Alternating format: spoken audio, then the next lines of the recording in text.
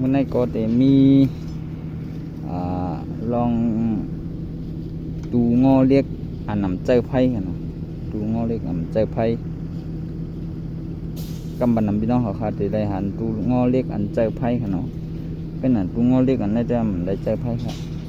เลยเจอไอ้น้ำอุ่นไอ้น้ำเดือดนี่ค่ะเนาะเฮงอค่ะเนาะแห้งค่ะนะของว่ามันแห้งสายอันมีเนื้อเนี่ยมัน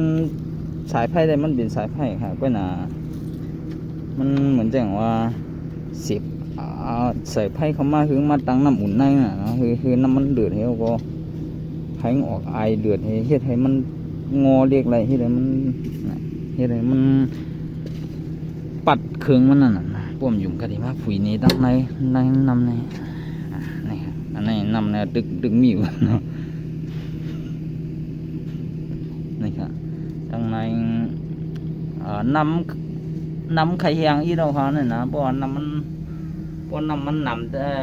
ขึ้นมาเปียงมันจะไหนแห้งน้ำไข่แห้งให้ไหนมันพอแห้งครับน้ำไข่แห้งเขาเนี่ยเท่าหาหลวน้ำใส่แทงเขาเนี่ยนะอยู่มังก็น้ำหันมาขามยาหันใจน้ำอุ่นในบอกใจน้ำแห้งน้ำเดือดในบอกใจไผ่กันเนี่ยเนาะในคำมาปนนี่พี่น้องครับในค่ะน้ำตึงมีอยู่ค่ะนั่นในตึงมีอยู่อันนี้ใจแห้งน้ำอุ่นค่ะเนาะได้ใจไผ่ค่ะ